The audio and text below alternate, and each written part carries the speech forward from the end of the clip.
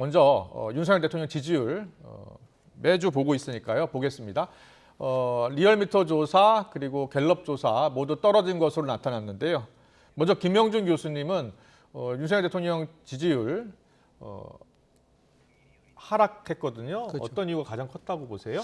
우리가 이제 여론조사를 이제 평가를 할 때 예. 수치보다는 그 여론조사가 일어나는 배경에 대한 걸 먼저 검토를 하고 나서 수치를 얘기를 해야 되는데 예, 그러니까 수치만 예. 가지고 얘기를 하면은 왜 이런 현상이 나왔는지에 대한 것들을 이제 해석하는 데 있어서 네. 다양한 문제가 여러 가지 그렇죠. 얘기해 주세요. 그렇죠. 네. 그 중에서 크게 네 가지가 일주일 가지? 동안 예. 있었는데요. 가장 큰 거는 대통령이 G20 순방 귀국을 하고 나서 이뤄진 여론조사고요. 그렇네요. 네. 예. 두 번째가 이재명 대표가 단식이 지속되는 상황 속에서 있었던 여론조사였고요. 그렇네요. 세 번째가 대통령이 세계 부처에 대해서 개각을 단행했었던 그렇습니다. 거고요.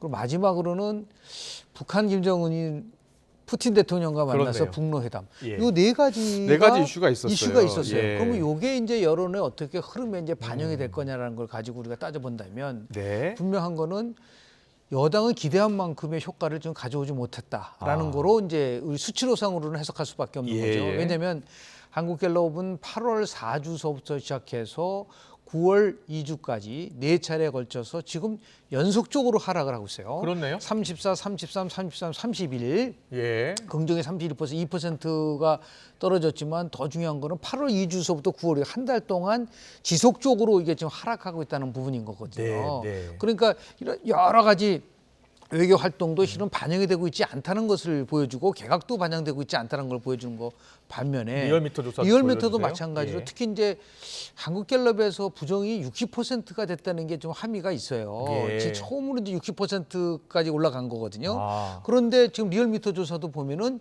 61.8%까지 올라갔거든요. 예, 예. 보시면 아시다시피 3주 때죠. 8월 3주 때 61.2, 그다음 61.2 가장 높지 않습니까? 그렇네요. 지금 61.8로 예, 예. 가장 높고 그리고 이제 긍정은 38.1%, 7월 2주였었는데 지금 9월 2주까지니까 예. 약 두 달 동안에 한 3 내지 4%포인트가 이렇게 하락하고 있다는 부분이니까 전반적으로 국정 운영에 대해서는 정체지만 예. 30%대 초중반에 정체돼 있지만 흐름상으로는 이게 지속적인 하락세를 보이고 있다는 게 이 두 여론조사 결과에서 나온 공통된 네. 나름대로 조사 결과라고 저는 봅니다. 그렇군요. 네, 배종찬 소장님께서는 네. 이번 여론조사에서 주목되는 부분은 무엇이라고 보세요? 지지층들이 이탈한다는 거예요. 지지층이 이탈하고 있다. 여기서 중요한 것은 김영준 교수님께서 분석을 해주셨지만 네. 추세를 보니까 조금씩이지만 긴 추세인데 조금씩 내려갔다라는 네, 겁니다. 네. 부정평가는 올라가고 그런 이유로 분석을 해본다면은 지지층 내에서도 지금 한국갤럽 조사를 잠깐 보여주실 수 있으시면 연령대로 연령대별로 들어갈까요? 보시면, 네. 예, 바로 좀 보여주시면 좋을 것 같아요. 근데 지금 연령대를 보시면 왼쪽을 주목을 해보시면 예. 50대에서도 조금 내려갔고 예. 60대 내려갔고 70대 이상이 내려갔어요. 네. 그러니까 60대, 70대 이상은 대통령의 핵심 지지층이에요. 예. 그리고 지역별로 보면은 대구, 경북과 부산, 울산, 경남도 내려갔어요. 지역별 혹시 바로 보여주세요. 자, 왼쪽에 하단에 대구, 경북도 지금 51%, 부산, 네. 울산, 경남이 33%밖에 안 돼요. 네. 그런데 얼마 전 윤석열 대통령이 어딜 갔었습니까? 부산을 방문했죠. 네. 근데 부산을 방문했는데 부산에서는 오히려 4%가 내려갔단 말이에요. 이건 뭐냐? 피로감입니다. 그러니까 좀 더 선택과 집중을 해달라. 네. 지지층에서도 홍범도 장군 흉상 이전 논란 계속 이야기되는 거 머리가 지끈지끈하다. 예. 그 다음에 또 해병대 관련된 이슈 계속 진행되는 거 머리가 지끈지끈하다. 예. 이런 게 있는 것이거든요. 그러니까 지지층들이 볼 때 물론 검토해야 될 것도 있습니다. 역사적으로 또 되돌아봐야 될 내용도 있을 수도 있습니다. 하지만 네. 이게 뭐 시끌벅적해지고 피곤해지고 이러면 곤란한 것이거든요. 네, 예. 경제도 좋지 않은 상황이기 때문에. 그렇군요. 그래서 저는 지금 지지층들이 이탈하는 거에 주목을 해보실 필요가 있다. 네. 그렇다면 그거는 다른 것보다는 피로감이다. 예. 피로감. 그러니까 그리고 지금 지지층 이탈 주목해야 한다. 예. 이럴 때 나올 수밖에 없는 이유가 이야기가 예. 사이다가 필요해. 사이다. 구체적으로요. 그러니까 이제 좀 후련한 거, 아. 뭐 시원한 거 그런 게 나와야 되는데 뭔가 정책으로요?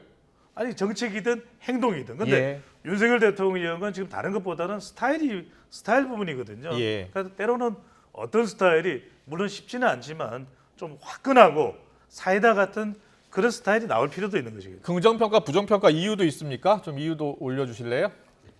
네.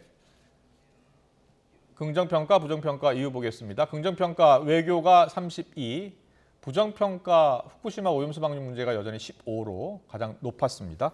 자, 김명준 교수도 분석을 좀 더 해주세요. 실제로 보면은 뭐 지금 직무수행 긍정평가, 부정평가 이유는 지난주와는 거의 차이가 없어요. 그렇네요. 근데 다만 예. 이제 배종찬 소장님 말씀하신 거를 실증적으로 예. 분석을 해보면 통상적으로 우리 이념적 지형이 30%가 진보고 네. 40%를 중도라고 그러고 아. 30%를 보수라고 합니다. 예.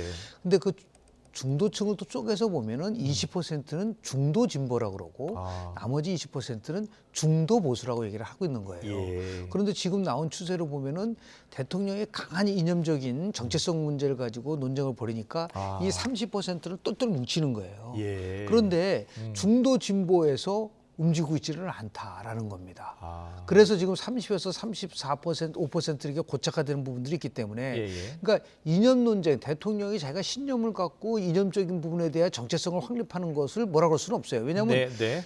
모든 정부가 그것을 다 했기 때문에 예. 노무현 정부도 했었고 문재인 정부도 했었고 박근혜 정부도 했었어요. 예. 그런데 문제는 뭐냐면 그게 한 축이라면 다른 한 축은 민생의 문제라든지 더 나아가서 국민들 2030 세대가 얘기하는 일자리 문제라든지 이런 부분도 같이 이제 병행을 해야지 예. 외연이 확대될 수가 있는데 아. 오로지 이제 정체성 확립 문제만 가지고 하니까 지지층은 계속 다져지는 부분은 있지만 네. 이거를 이제 중도 외연 확대로 하기를 넘어서서 중도 보수층의 지지를 받을 수 있는 부분들이 아직까지 뚜렷하게 성과로 나타나고 있지는 않다. 그러니까 그렇군요. 대통령은 예. 이념이 중요하다고 강조를 했습니다. 예. 그럼에도 불구하고 중도 보수층이 지금 움직이고 있지 않다는 것이 지표상 나타난 네. 하나의 결과로 우리가 해석할 수 있다고 보지 않나 생각을 합니다. 그렇군요. 가령 뭐 짧게 말씀드리면 예.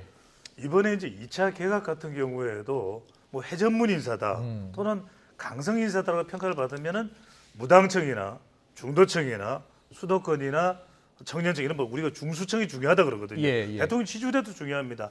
중도청, 수도권, 청년청. 근데 좀 30대, 40대 중에서 네. 뭔가 문화 마케팅에 지금 전도사 역할을 하고 있는 그런 사람을 누군가를 문화체육부 장관으로 아. 과감하게 앉혔다. 예. 그러면 다들 감동을 할 겁니다. 아.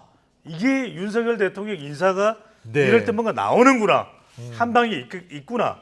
장미란 착한 이후에 그렇군요. 그래도 젊은 세대들이 한호할 만한 그런 인물을 40대 초반이든 30대 후반이든 네. 문화체육관광 물론 유인천 장관에 대한 평가는 또 개별적으로 하더라도 예. 장관 후보자에 대해서 딱 나오면 아 사이다야 이렇게 또 될 수가 있는 것이거든요. 네.